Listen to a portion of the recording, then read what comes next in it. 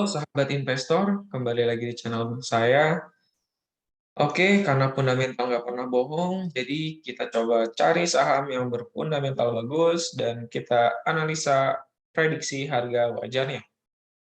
Oke, bagi teman-teman, silakan dipahami ya parameter-parameter ini di rahasia cara menghitung nilai harga wajar saham di video sebelumnya. Kita langsung saja hari ini akan menghitung harga wajar Power. Power ini termasuk ke dalam perusahaan apa? Kita lihat ya, Power itu masuk ke dalam perusahaan swasta, perusahaan listrik, pembangkit listrik dengan kapitalisasi 11 triliun. Sudah lama juga ya, didirikannya tahun 1990 ya. Kita lihat aja fundamentalnya. Fundamental dari Power itu segimana bagusnya. Karena memang perusahaan ini di Cikarang ya, Power Listrik di Cikarang ya. Menaungi industri-industri yang ada di Cikarang. Dan kalau dilihat dari eh, pelanggannya ya industri-industri yang di Cikarang harusnya sih besar. Kemudian aset versus utang masih tinggi aset dan rasio nilai bukunya juga naik terus. Nah, cuman ada penurunan sedikit ya di 2019 terhadap aset namun naik lagi. Tapi kenaikannya nggak begitu signifikan kalau dilihat dari kenaikan ya.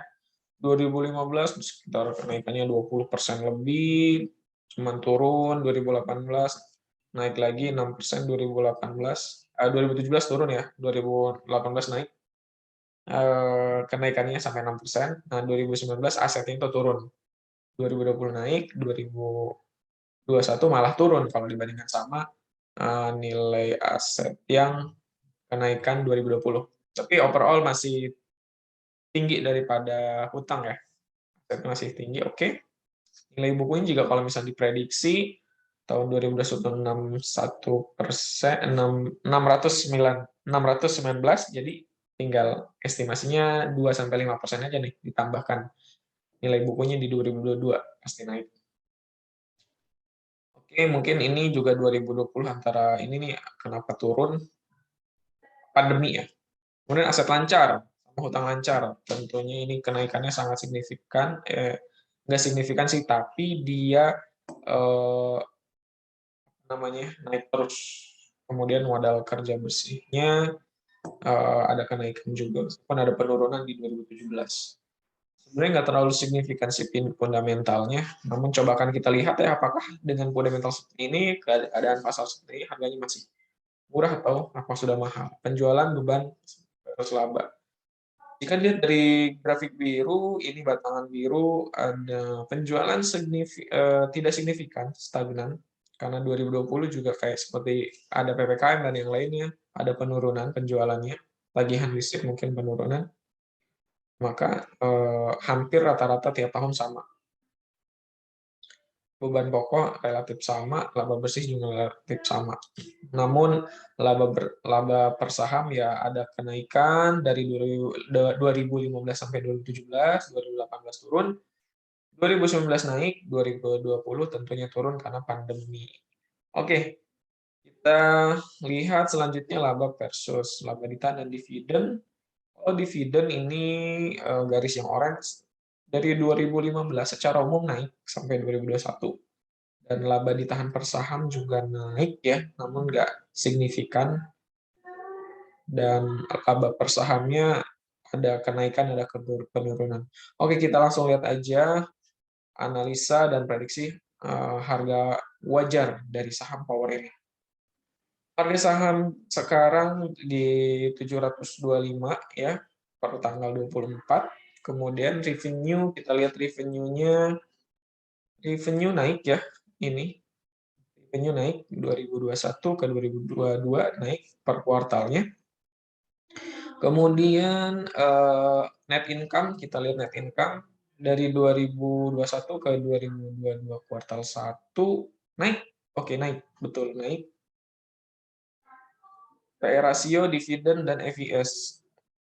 PE rasio di sini 853, kemudian dividennya di 794. net income-nya di 17-18% lah ya. Ya, betul. PBR-nya di bawah 10 ya, masih di bawah 10. Dividen cukup tinggi nih. Kalau dicermati nih bagi para dividen hunter, dan EPS-nya juga kita lihat EPS-nya EPS annual dari 2016 ke 2017 naik, dari 2018 ke 2019 naik, tapi dari 17 ke 18 ini turun ya. Paling signifikan di 2020 karena ada pandemi turun, tapi 2021 langsung recover lagi, naik lagi. Secara umum yang terakhir ini naik ya EPS-nya. ROA-nya sudah tercatat di sini 6,8%, ROE-nya 13% maka kalau lihat catatan ROE itu di atas 7%, ROA di atas 7%. ROA-nya ya masih di bawah 7%.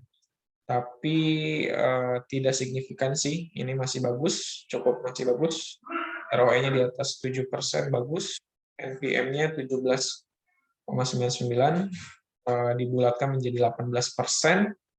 Mari kita lakukan ini apa namanya?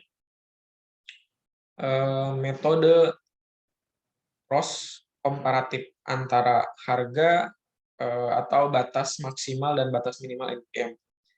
Jika kita batas NPM net profit margin, batas bawahnya kita kalikan dengan ROE 70% ya, dikalikan ROE ini sebesar 9% minimalnya untuk NPM. Kemudian maksimalnya batas atas net profit margin-nya 13,9%. Dengan keadaan ini ya cukup bagus ya. Artinya di atas nilai batas atasnya. Ini net profit margin-nya bagus. Kemudian VBP per hari ini itu 1,13, dan jika kita melihat rasio penyesuaiannya ROE 10% PBB 1, ROE 20% PBB 2, ROE 30% PBB 3.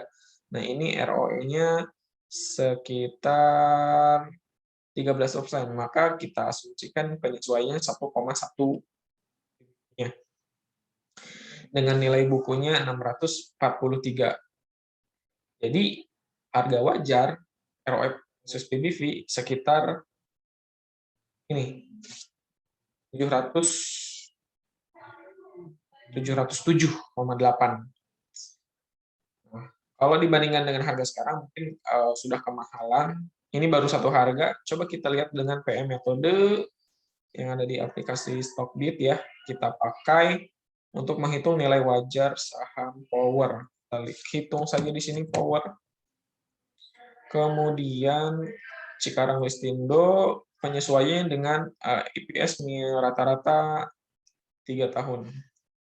Dan didapatkan target price-nya itu 804 rupiah. 804 rupiah. Tinggi ya, lebih tinggi ya targetnya daripada harga sekarang. Kemudian min PBP 3 tahun. Kita lihat juga min PBP-nya masuk ke Bunda Chart, valuasi, kemudian VBP. Nah, VBP minimalnya 3 tahun, didapatkan 1,2. Coba kita lihat 1,2. Maka harganya 772 untuk min PBV. Dan margin of safety dari masing-masing harga ini sudah, kalau pakai harga ROA penyesuaian PBP itu lebih murah justru dihargakannya 707. Margin of safety-nya minus 2%. Harga sekarang termasuk mahal, berarti kemudian untuk harga wajar PM metode 804, ada margin of safety 11%. Kemudian untuk PM metode hanya untuk harga wajar PBV 3 tahun rata-ratanya punya harga di 772. Margin of safety-nya 7%. Jadi rata-rata harga di 761 dengan rata-rata MOS, rata-rata harga wajar saham dari ketiganya itu 5%. Ya cukup lah berarti kalau punya harga di bawah 700, kenaikan 5% harusnya sih udah dijual ya. Tinggal nanti nunggu dividen ya tanggal 27 ex-date-nya bisa dijual. Bagi yang sudah punya di harga di bawah 700 siap jual dan cicil di harga di bawah 700 itu rekomendasinya atau petunjuk penilaiannya ya. Karena tadi fundamentalnya nggak terlalu powerful, tapi masih sedikit murah dikatakannya. Tapi tidak powerful, tidak murah banget, sedikit under value ya. Nah, tapi jika teman-teman sobat investor itu mau jangka panjang, tentunya kan namanya harga listrik itu pasti naik ya. Apalagi ada pemerintah itu mencanangkan atau memberlakukan kenaikan harga listrik. Ya, secara jangka panjang bagus ya karena listrik pasti dibutuhkan. Tapi kalau misalkan mau take profit yang mempunyai harga di bawah 700 silahkan di take profit dulu. Dan untuk dividennya sangat tinggi sekali tiap tahun bagi dividen dan sangat bagus sih. Oke, terima kasih buat teman-teman yang sudah nonton. Ya, analisa ini bukan rekomendasi tapi hanya prediksi dan bisa teman-teman analisa ulang kembali. Terima kasih. Sampai jumpa di video selanjutnya. Sampai jumpa.